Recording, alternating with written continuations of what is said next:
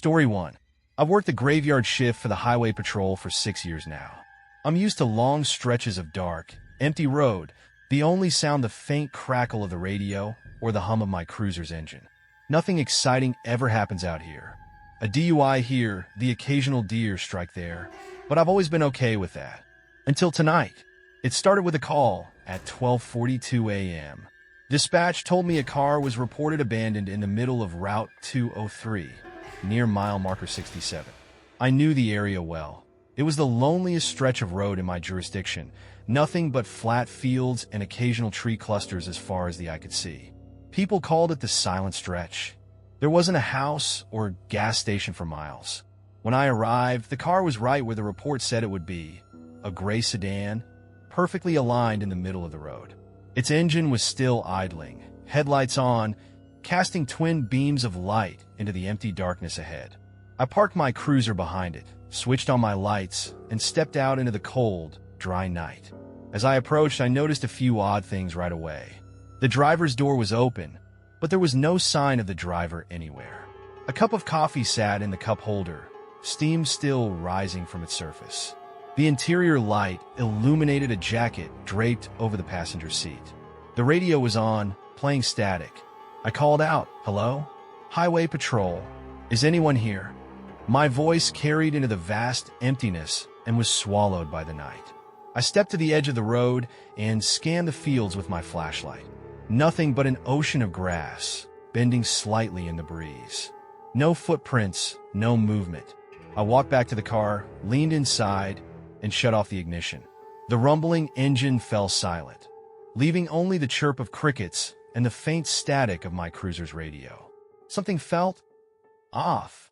I got back in my cruiser and called it in. "Dispatch, this is Officer McAllister. I've got an abandoned vehicle on Route 203, mile marker 67. No sign of the driver. Coffee's still warm. Engine was running. Gonna take a quick drive up the road to see if I can find anything." "Copy that, McAllister," came the reply. "Be careful out there." I pulled around the sedan and drove slowly down the road. My high beams cut through the darkness, but the fields beyond the shoulder remained a void. After a mile, I turned around and drove back toward the car. But it wasn't there anymore. Instead, the road stretched ahead of me, disappearing into the horizon. My heart skipped a beat. I slammed the brakes, throwing the cruiser into park. I was sure I'd only driven a mile or so, and I should have seen the sedan by now. I turned the cruiser around again, heading back the way I'd come. Mile marker 67 passed on my right, and I breathed a sigh of relief. I must have just overshot it, but when I reached the spot where the car had been, the road stretched on endlessly. Something was wrong. I pulled over and killed the engine. I stepped out and scanned the area with my flashlight again. Nothing. Just the same empty fields, the same cold wind. But then I noticed something. There was a faint smell in the air, sharp and metallic. Blood.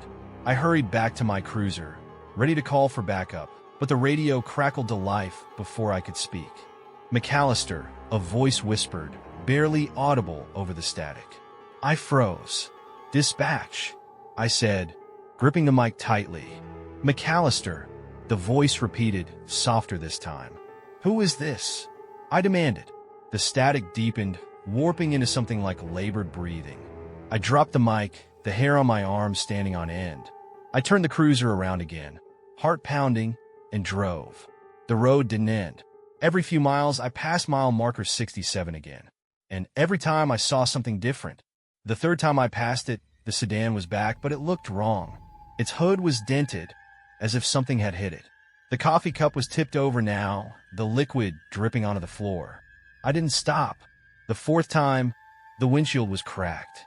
The driver's seat was soaked in something dark. I knew it was blood before I even got close enough to confirm. My stomach twisted. The fifth time, the sedan wasn't alone. A figure stood in front of it, silhouetted in the headlights. I slammed on the brakes, my cruiser skidding to a halt. I stepped out, flashlight trembling in my hand. "Highway Patrol," I called, but the figure didn't move. It just stood there, staring at me. As I got closer, I realized the figure was wearing a Highway Patrol uniform. My uniform. Its face, pale and slack, was mine. I stumbled back, tripping over my own feet. When I looked up again, the figure was gone. I scrambled into the cruiser and floored it. My pulse thundered in my ears as the radio crackled again. "McAllister," the voice whispered, clearer this time. "You can't leave." The road stretched on, mile after mile. The same endless expanse, the same mile marker 67 looping back into view. My hands were slick on the steering wheel. I wasn't sure how long I'd been driving anymore. Hours? Days? Then, the lights appeared. At first, they were distant, soft orbs hovering over the fields. But they grew closer, brighter. They weren't headlights. They weren't planes. They were too erratic, darting in sharp, impossible angles. The lights surrounded me, bathing the cruiser in a cold, white glow. The radio erupted into static again, the whispers becoming screams. The air inside the car grew heavy, pressing down on my chest. And then the lights went out. I woke up slumped over the steering wheel, my cruiser parked in the exact same spot where I'd found the sedan. The gray car was gone. The blood, the coffee, the scratches, everything was gone. But when I looked at the rearview mirror, I wasn't alone. My reflection smiled at me. It wasn't my smile. Story 2. My first night at the 6th Precinct was supposed to be uneventful. The building was old, one of those ancient, brick-clad fortresses that still bore the scars of time. Bullet holes from riots in the 70s, graffiti painted over in uneven strokes, and a faint smell of mildew that no amount of cleaning could fully erase. When I showed up, the other officers gave me the usual rookie hazing. Jokes about how the vending machine eats money, warnings not to touch Officer Briggs' lunch, and of course the ghost stories. "You're stuck on the graveyard shift tonight, huh?" One of the older guys, Officer Petrowski, said with a smirk. "Good luck with the basement." I laughed nervously, playing along. "What's in the basement?" "Nothing you need to worry about," Briggs cut in. His tone was sharp, and his eyes lingered on me a little too long. The room went quiet for a moment before Petrowski chuckled and changed the subject. The rest of the shift passed quietly. An occasional dispatch call about a fender bender, a drunk guy stumbling outside a bar. Routine stuff. Around 2 a.m., I decided to stretch my legs and familiarize myself with the station. Most of the lights were dimmed at night. The long hallways cast in eerie shadows that flickered under buzzing fluorescent bulbs. That's when I heard it, a faint noise, like a muffled knock, coming from the far end of the hallway. At first, I thought it was coming from the evidence locker, but as I got closer, I realized it was coming from behind a steel door labeled basement, authorized personnel only. The door was massive, industrial, with a rusted padlock hanging from it. I stood there for a moment, trying to shake the feeling of unease creeping up my spine. The knocking stopped. I turned to head back, but just as I took my first step, the sound started again. Only this time, it wasn't knocking. It was scratching. Slow, deliberate, like fingernails dragging across the metal. I tried to ignore it, but the sound got louder, more frantic. I pulled out my radio. This is Officer Hughes. I'm by the basement door and a burst of static cut me off. "Hughes!" It was Briggs' voice, sharp and annoyed. "Get away from there. Now!" I hesitated. "Is there someone down there?" "I thought I heard." "No one goes in the basement," he snapped. "That's an order." The radio clicked off. I stood there, staring at the door. Something about the way Briggs said it didn't sit right with me. Maybe it was rookie arrogance, or maybe it was the way the scratching had stopped the moment I touched my radio, but I decided to ignore his warning. I grabbed a pair of bolt cutters from the supply closet and snapped the lock. The chain rattled as I let it fall to the floor. Taking a deep breath, I pulled the door open. The air that hit me was damp and stale, carrying a smell like rotting wood and rusted metal. A narrow staircase spiraled downward, illuminated only by a flickering bulb at the top. "Just a quick look," I muttered to myself, "just to make sure there's nothing wrong." The stairs groaned under my boots as I descended. The temperature dropped with each step, the dampness clinging to my skin. By the time I reached the bottom, I was shivering. The basement was much larger than I expected, a sprawling labyrinth of crumbling brick walls and low-hanging pipes. Water dripped from the ceiling, pooling on the cracked concrete floor. The walls were covered in scratches, deep grooves etched into the brick. Some of the marks formed crude shapes, faces, hands, symbols I didn't recognize. "Hello," I called out, my voice echoing down the tunnels. No response. I moved deeper into the maze, my flashlight cutting through the oppressive darkness. That's when I found the first box. It was an old evidence box, the cardboard soft and discolored from years of moisture. I opened it carefully, my hands trembling. Inside was a collection of items that made my stomach turn. Bloodstained clothes, a child's doll with its head twisted backward, and a stack of newspaper clippings. The headlines made my blood run cold. "Officer missing during routine patrol.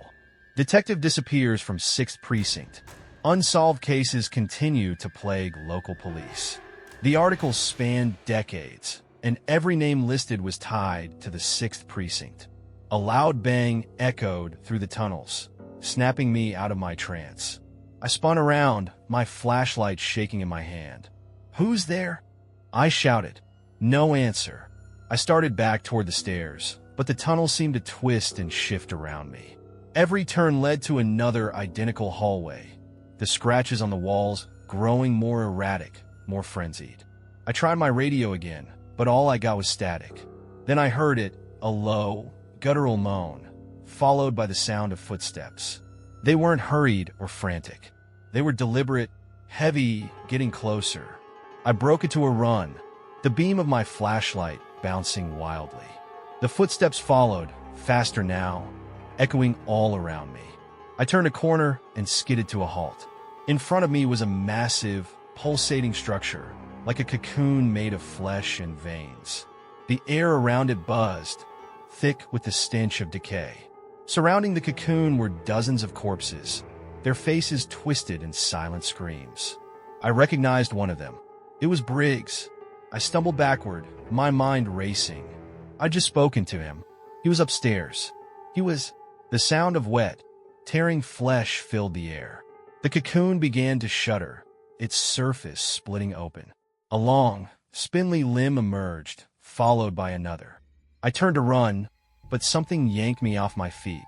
My flashlight clattered to the ground, the beam spinning wildly. I felt myself being dragged backward, my limbs thrashing uselessly.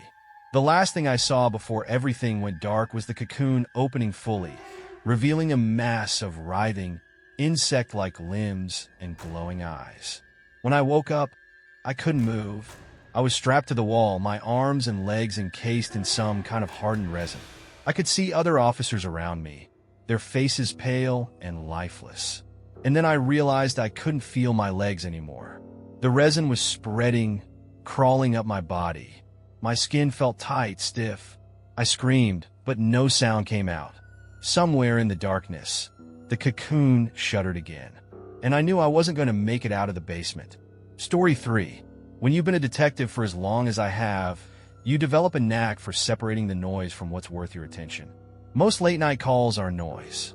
People spouting drunken nonsense, teenagers pulling pranks, or paranoid folks hearing bumps in the night and thinking the boogeyman's come to get them. That's exactly what I thought when the call came in at 2:47 a.m. "Detective Harlow," I said into the phone, my voice heavy with the exhaustion of a double shift. "They're following me." A man's voice blurted out on the other end, trembling, almost childlike in its fear. "Who's following you, sir?" I asked, already bracing myself for some tale of imaginary stalkers. "Him," the man hissed, his voice cracking. "The man with the mask." I rubbed my temples. "What kind of mask, sir?" "It's porcelain. White. Cracked. He's been following me all night. Everywhere I go, he's there, just standing. He doesn't move, doesn't talk. Just watches." I leaned back in my chair and glanced at the clock. "Where are you right now?" "At home," he whispered. "But he's outside. I can see him. He's just standing there, looking up at me through the window." Before I could respond, the line filled with heavy, labored breathing. My heart skipped a beat. "Sir, are you all right? Are you?" A low voice interrupted me, whispering directly into my ear. "I see you." The call went dead. I stared at the phone in my hand for a moment, trying to shake the chill creeping down my spine. It wasn't the first weird call I'd gotten, and it wouldn't be the last. But something about that voice, the way it seemed to linger in the air, almost palpable, unsettled me.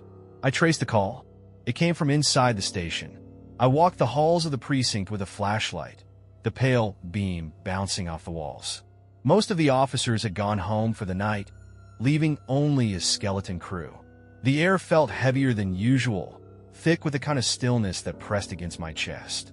"This is ridiculous," I muttered under my breath. But I couldn't shake the feeling that I was being watched. I decided to check the surveillance room. If someone was messing around, the cameras would catch them. The officer on duty, Ramirez, was snoring softly in his chair when I entered.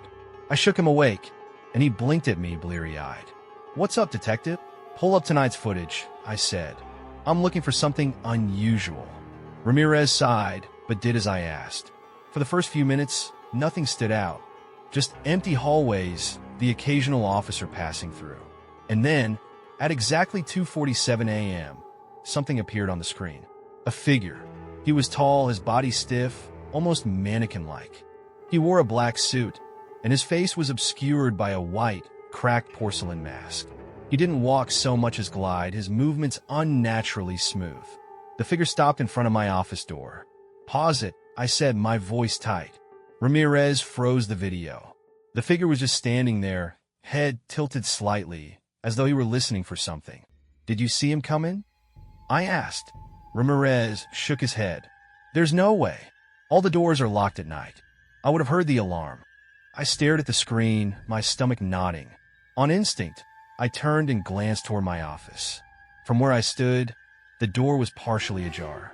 "Keep watching the cameras," I told Ramirez. "Let me know if you see him again."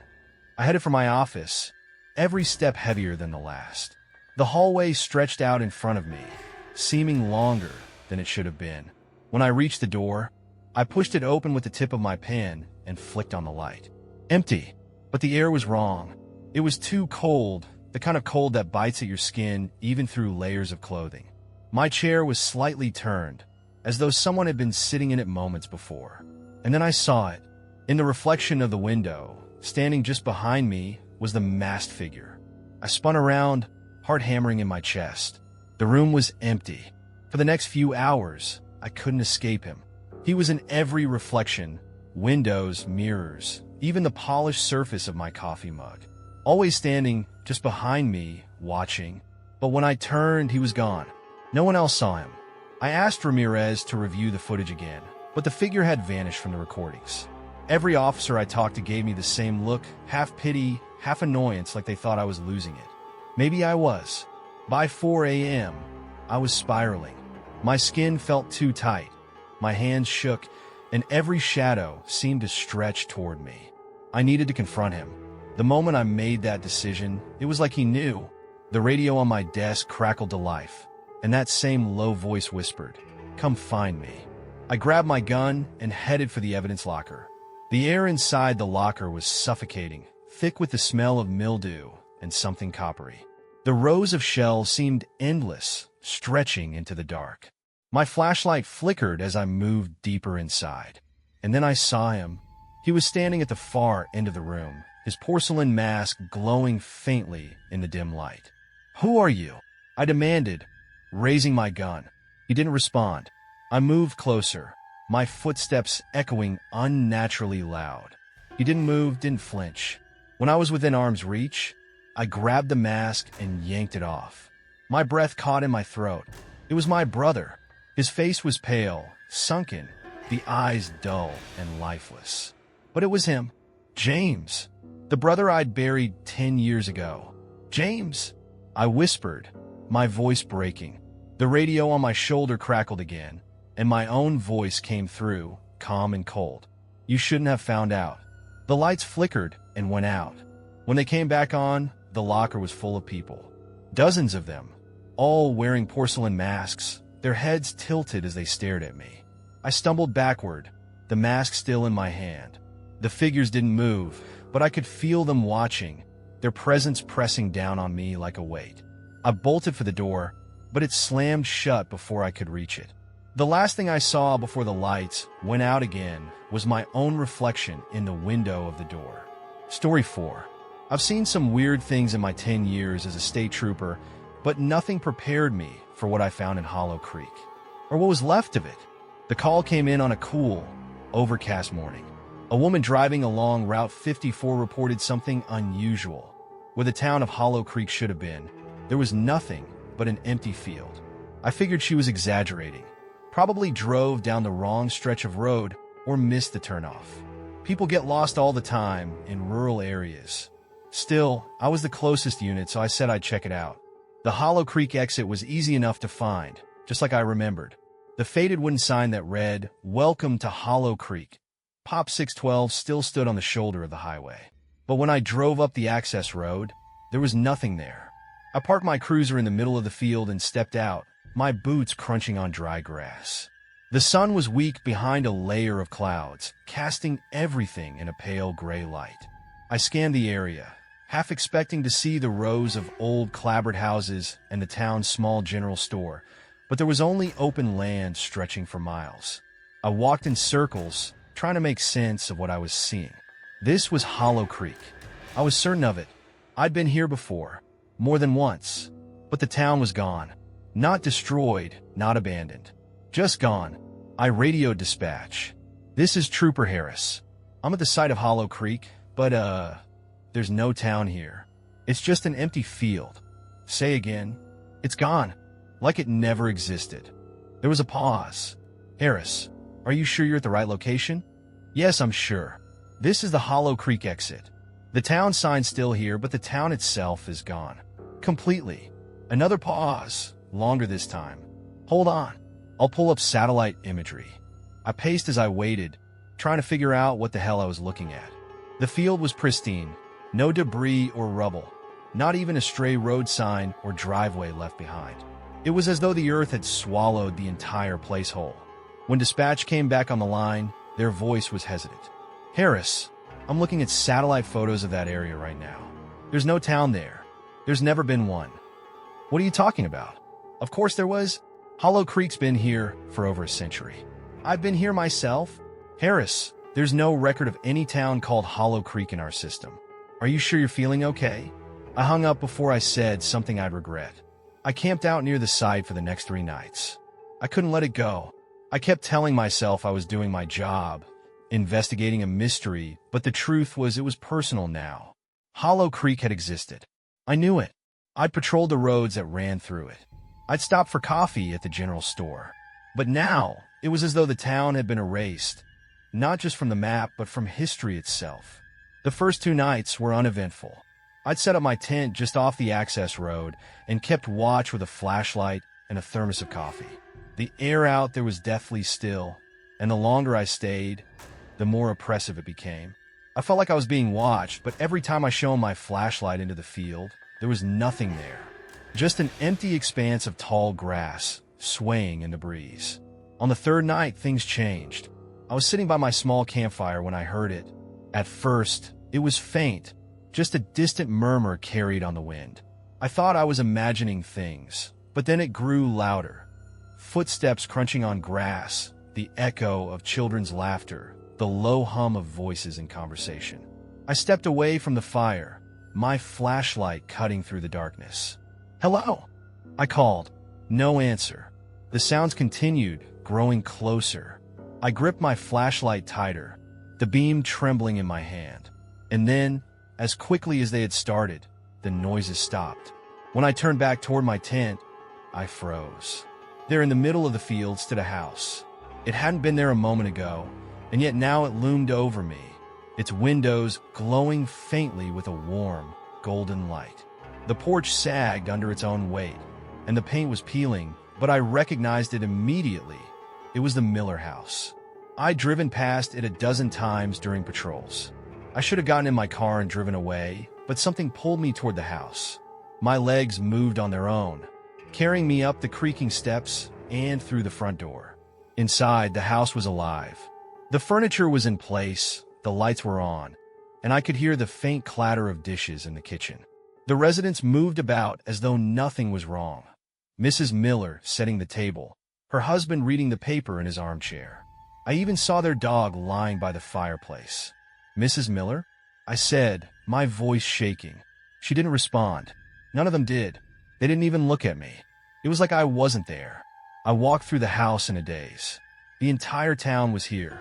Somehow, inside this one house, the entirety of Hollow Creek was alive and bustling.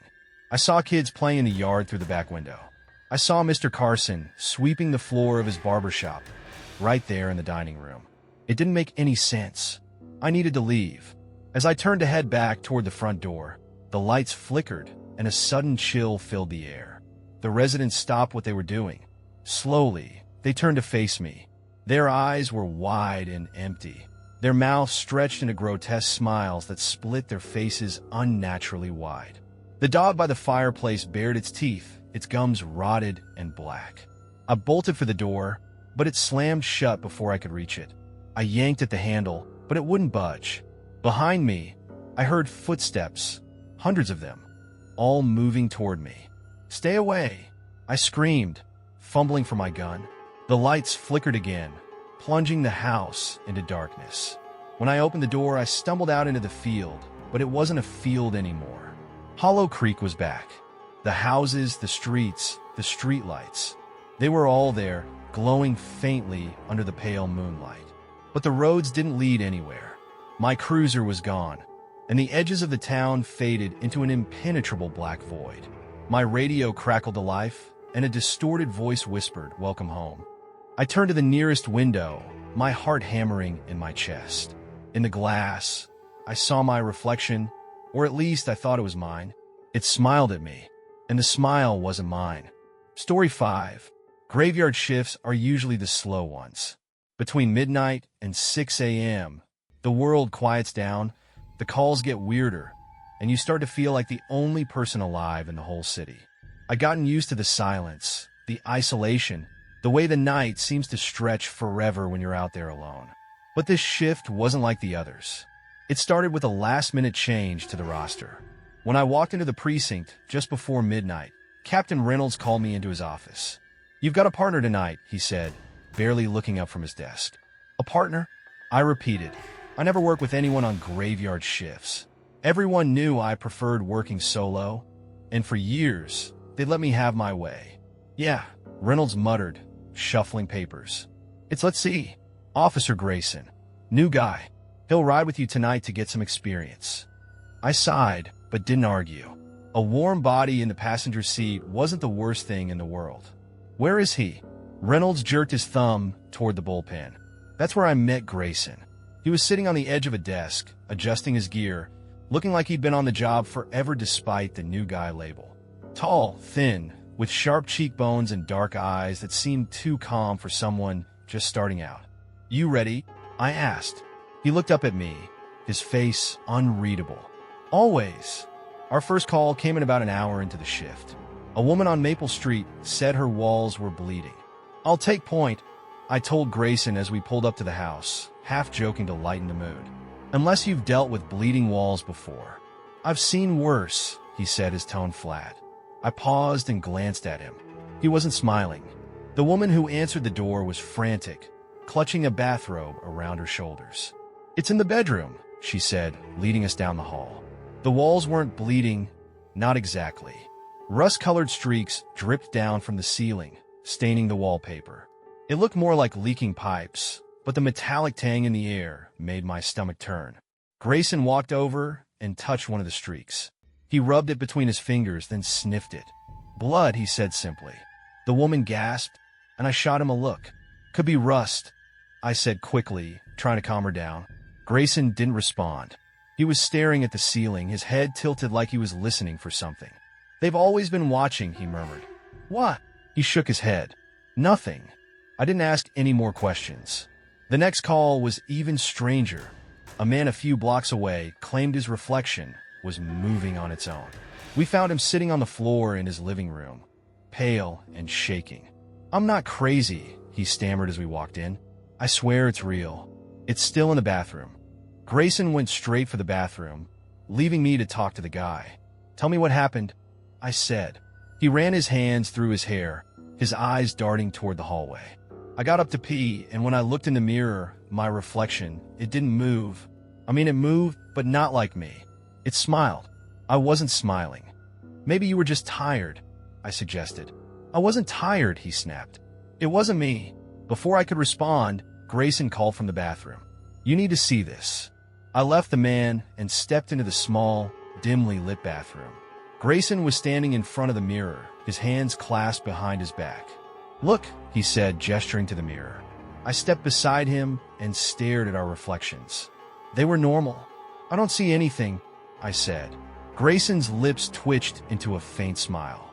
You will. I didn't sleep well the next day. As the shift dragged on, I started noticing little things about Grayson that didn't add up. For one, he never cast a shadow. It wasn't something I noticed at first. It's not something you'd normally look for, but once I did, I couldn't unsee it. Every time we walked under a streetlight or past a lit window, my shadow stretched out alongside me. But his was missing. His watch was another thing. I glanced at it once while we were writing up a report, and the hands were spinning, clicking forward and backward in a constant loop. He caught me looking and quickly pulled his sleeve down. Then there was his badge. I caught a glimpse of it while he was leaning over, and the number struck a chord in my memory. I looked it up later when we were back in the cruiser. The badge had belonged to an officer who died 5 years ago, a guy named Jeremy Grayson. I didn't say anything. What could I say? Hey, are you a dead guy? At around 4 a.m., we got a call about an armed robbery at a convenience store. When we arrived, the suspect bolted out the back, and I gave chase. I'm in decent shape, but this guy was fast. He cut through an alley, vaulted over a fence, and darted into a construction site. I was starting to lose him when Grayson appeared out of nowhere, tackling the guy to the ground. Nice work, I said, cuffing the suspect. Grayson didn't respond. The next morning, I went to the precinct to file my reports. When I mentioned Grayson's name, the clerk gave me a confused look. Who? Grayson. My partner last night. You worked alone, she said. I froze.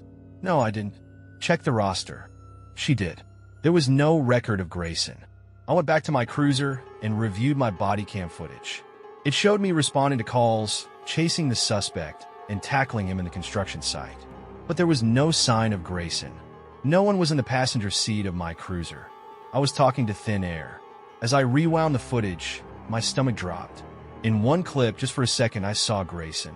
He was standing in the background, staring directly at the camera, his lips curled into a knowing grin. I slammed my laptop shut and hurried home. When I looked in the mirror, Grayson was standing behind me, and he was still smiling. Thanks for watching. If you like the stories, click like, subscribe to the channel, and write an idea for the next story in the comments.